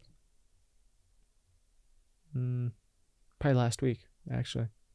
Yeah, I've been really in my feelings the last couple of weeks. Why? Shit with my girl. Kind of all boiled up. Makes you reflect on life a lot. And it's not just like relationship shit making you cry. It makes you reflect on decisions. Makes you reflect on like family stuff. Makes me reflect on not giving myself enough time. Like, I wasn't making enough time for myself. That shit makes me cry because my whole life I never made time for myself. And then I spent 3.5 years building myself out of that hole to then kind of lose myself again. So that made me cry. But like I said, I'm trying to cry more. I'm trying to feel more.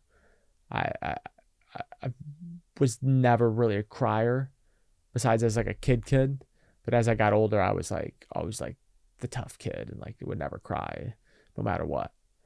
So, yeah. The first question that came up as soon as you were talking about it, that is, how are you? That's such a good question though, actually. Like, actually? Yeah, bro, I always tell people this because I'm very honest. I'm solid.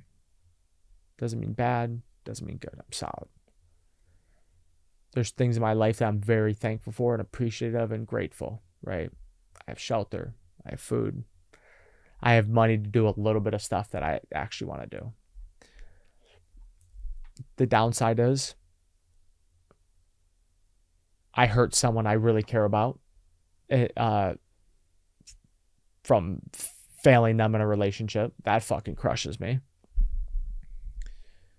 I'm sad I don't see my family enough. And I'm sad that my family doesn't talk about real things that have bothered and shaped everybody in our family. And we act like everything's okay. So that's why I would say I'm solid. There's a lot of good in my life.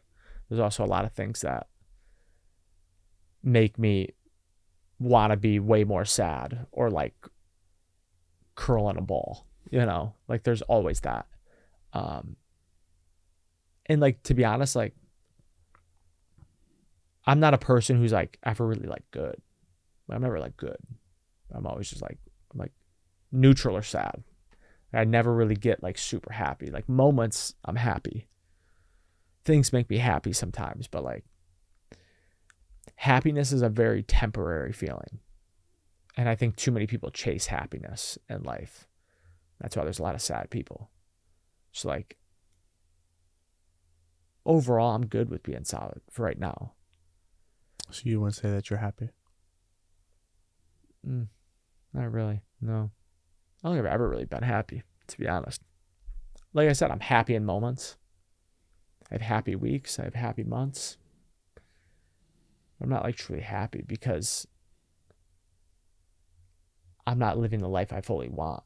There's a lot of shit I do that I don't really want to do. I'm not able to wake up and be like, I can do whatever I want today. I can be whoever I want. If I don't want to go to work, I don't have to go to work. If I want to take a vacation, I can take a vacation. I can help people. So I would say deep down, no, I'm not happy. But I don't think that's a bad place to be either. Like I truly don't chase happiness at all. I feel like that's how you get let down.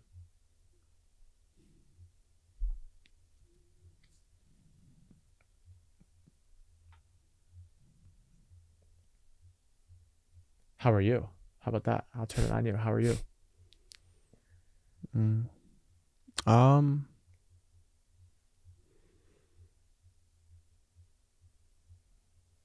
I think I could be better. I think the stresses of withholding the things that I've been doing for a couple of years, and I don't know, just kind of looking for that break, Of course. Obviously you saw what it took to set up everything today. But I would say that sometimes I doubt my capabilities of how much longer I can withhold just keeping stuff afloat.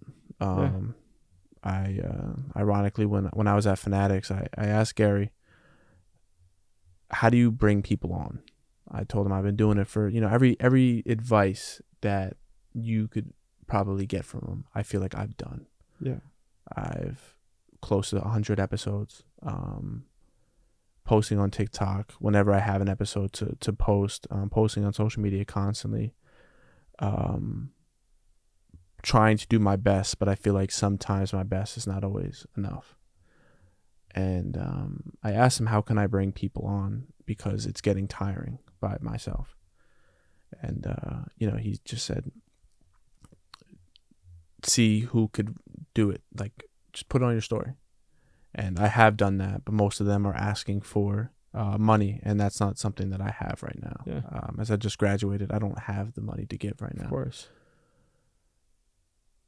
And it's a very rough place to be, because every day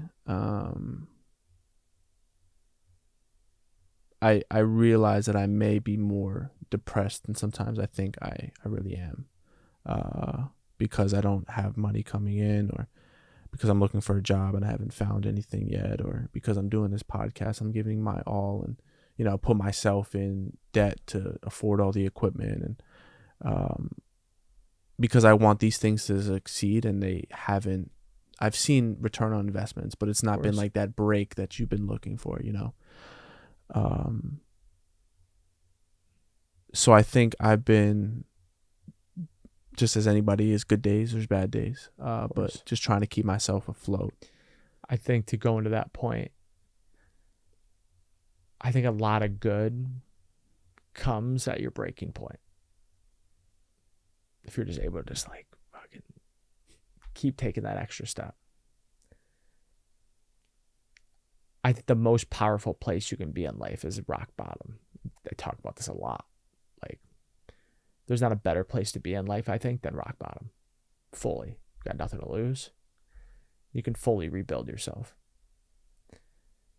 I think the moment, if you're in your head like, fuck, I want to give up, I actually think you're incredibly close. Because if everything was going good, you wouldn't be as motivated. Like, desperation in a way is good. Like a hungry dog runs faster. Period. That's what I would say. There was plenty of days I feel like, bro, I still feel fucking lost. There's plenty of people that probably think I have all my shit together and put together. Not at all. Money's always an issue. Doesn't matter. Like, I also think like for you, of course, like I would push like, yeah, like finding a job, getting income in, of course matters. Like, I've always lived like that. Like, you got to have like cash flow is everything. But like, you can't ever give up this. Can't. Till you lose. You have fully lost once you stop doing this. Period. You've lost. Because this is like your one thing. This is your thing. This is your mark on the world. We're forever going to have a deeper connection than 99.9% of the world because we sat here for fucking 2 hours, 3 hours and did this podcast and actually talked about shit. I think you'd lose as soon as you give up the podcast. That would be my push to you.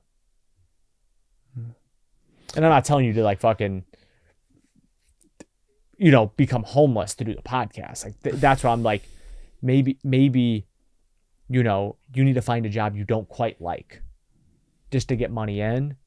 And hopefully that job that you do want opens up. And then that whole time you got to be hustling the podcast. Like, think of all the fucking famous people that worked at fast food fucking stores or worked a 9-to-5 job and like fucking hated it just to get some money in to then leave it. Because you're always, and I mean always, and this is something Gary's really instilled in me, and it's the truth. You actually are one guest, one podcast, one clip away. Always. Especially this day and age.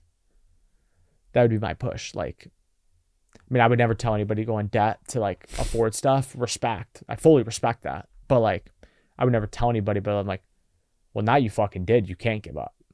Like, shit. Like, if you went into debt to buy this shit, you better fucking be doing a podcast every day. That would be my push. I'm like, okay. Are you putting up enough shots? That'd be my thing. Like 100 podcasts is a lot. Great. Are they consistent? Are you asking enough guests to come on? Because like, to me, like, you just came up to me at Fanatics Fest. You're like, I want to come on your podcast. I was like, done. You could do that to a lot more people. Because at the end of the day, it's like, the only thing that matters out of this podcast is you clip it up into a short form clip that goes fucking viral or does semi well. That someone that's famous or cool is like, bro, I want to be on the podcast.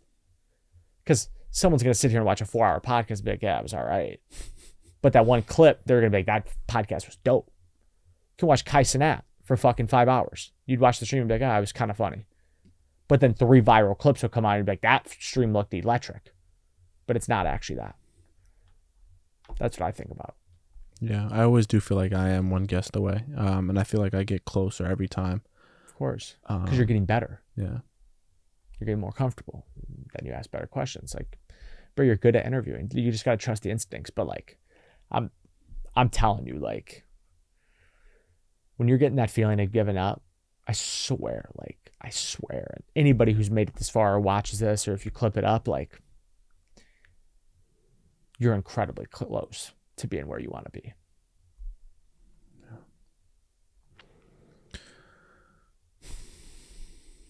It always feels like when you similar to what you said, it always feels like when you want to give up, that's exactly when you should lean in.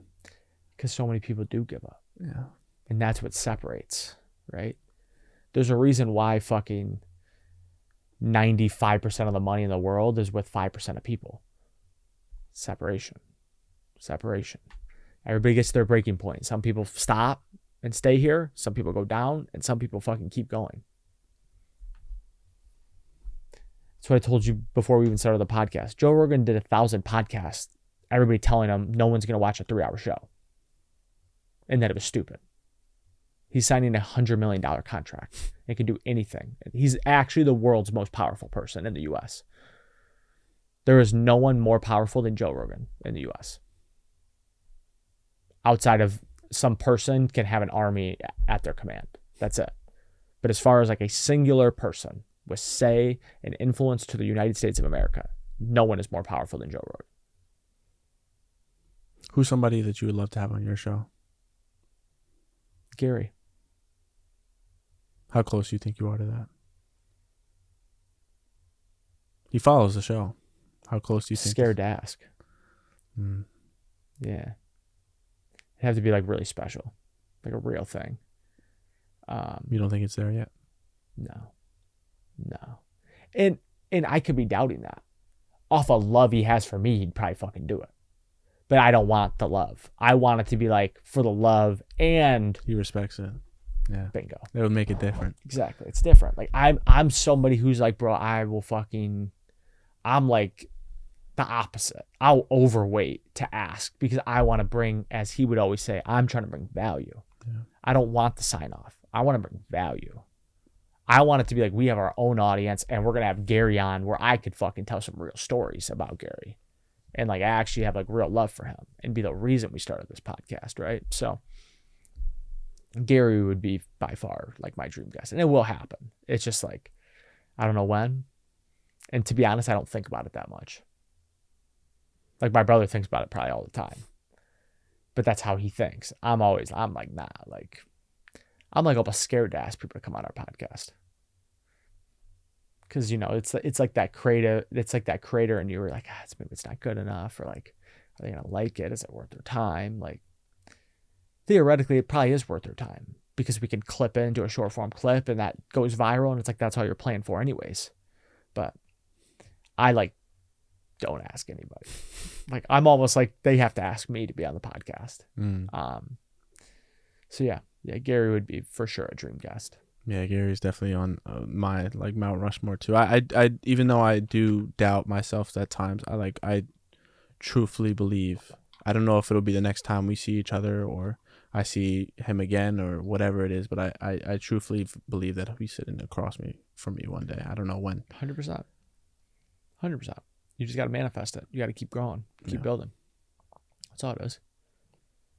What is something that you've always wanted to tell Gary?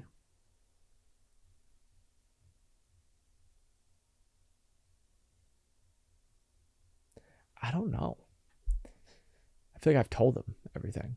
I've had like real heart-to-heart conversations with him about like how much I appreciated him and like how he like fucking changed my life. Like very like I'm not as close as I would want to be to Gary because he's well off. He has a family. He's running a 3,000 plus person business, like real shit, like, you know, with the real money people. But I think I've told him I'm like very open with him and he's like very appreciative. Like he loves how I communicate with him and like I'm very honest and open about everything. I don't think there's anything. I truly don't think there's anything. Yeah, because I remember the first time I told him, he did a talk and like people were like just like going crazy to get in a line to say what's up to him. And like right before he walked out, like I gave him a hug and I was like, bro, it is like, makes me feel like a little fucking kid with how people like go crazy for you and like how positively you affect other people. Like that's like real. You can't fake that shit. Like people, like he's really changing people's lives. And I remember telling him that the first time and he looked at me. He's like, that means a ton to me. Yeah, I don't think there's anything I've ever really like held back. from telling him, You think that he's the father figure that you needed? for sure. Yeah, if Gary was my dad, I would be fucking unstoppable, for sure. But I probably wouldn't have been as good at sports. So it's like, I lived in a family that maximized my sports self. Gary would have maximized my self-esteem to do whatever I wanted. Similar to a question, I don't know if it's similar. It's a question that I think about a lot, and I try to have more conversations with myself. But what's a conversation that you with yourself that you are not ready to have, that you know you probably should?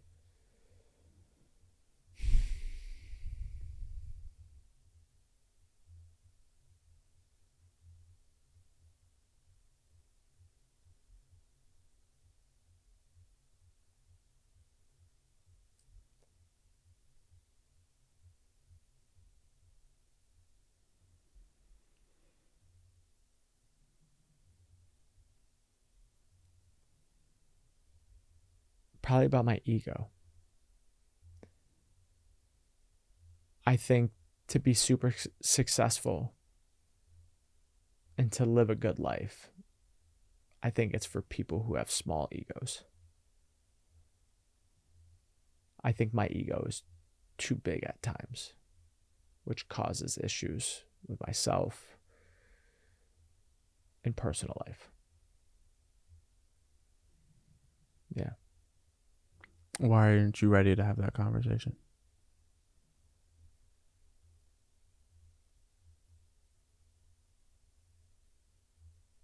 I don't know if I know how to have the conversation.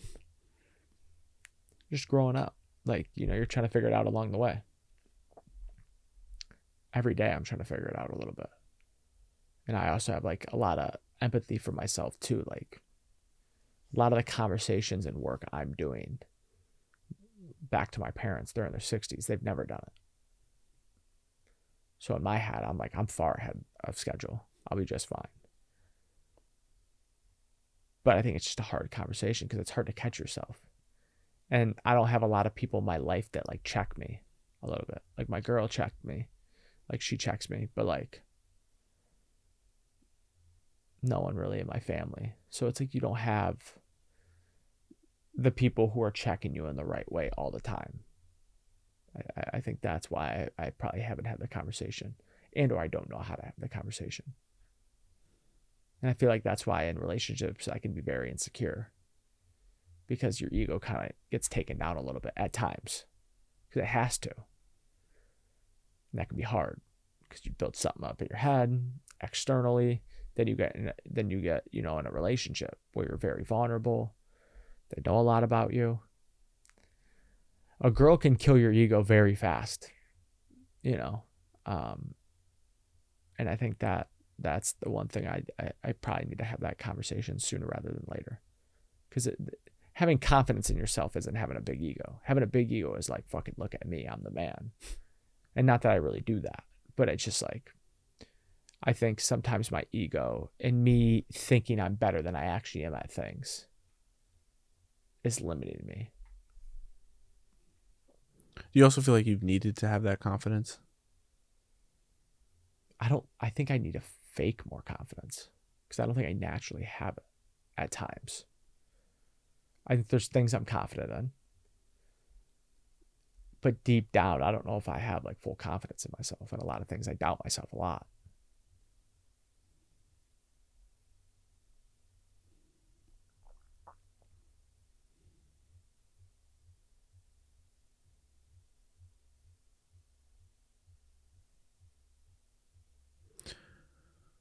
Would you say that you love yourself?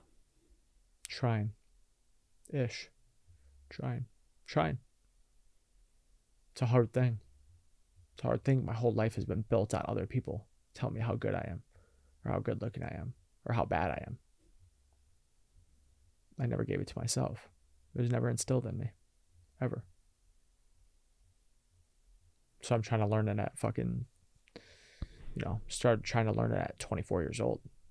It's a lot of rewiring to do. It's a process. I think people give up too quick. I think people don't understand that a process is a process. you know, you're not going to see any results after a year. You're not going to see any results after 5 years. It's that 10, 15, 20 years where you start seeing the results. Go on. Yeah. I also didn't want to cut you off. I was trying You're to. way good. One of the 3 words that I love to be, I'm not often told, is that I'm proud of you. Yeah. When was the last time that you were proud of yourself? I've been actually telling myself that every day. I'm trying to work on it because I'm trying to build the love back for myself. It's super fucking corny, but that's why I'm like, corny's cool. 2025, corny's cool. I've been doing it every day, but I think the last time I was genuinely proud of myself. Fuck.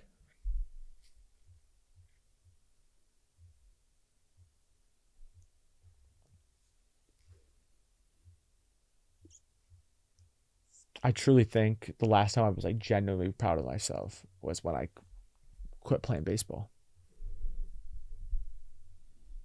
Genuinely. I feel like it was the first decision of my life that was for me. Like genuinely, like deep down proud. And then obviously getting the job with Gary was another like super proud moment. But like that's really it. You know, then you have like taking a chance to move to New York. I was proud of myself for making that jump. Yeah, probably that. I don't say it enough. Because it's back to the, you know, the quote you read about like being a winner. Like it's always kind of like, do it fucking again. Okay, you got a viral video, you did good at work, do it again. The greats can do it again. It's never enough. It's never enough. Never satisfied. My last question for you is, if, God forbid, tomorrow was not the last day that you were here, what would your message to the world be? Or a message to yourself? That's a good question.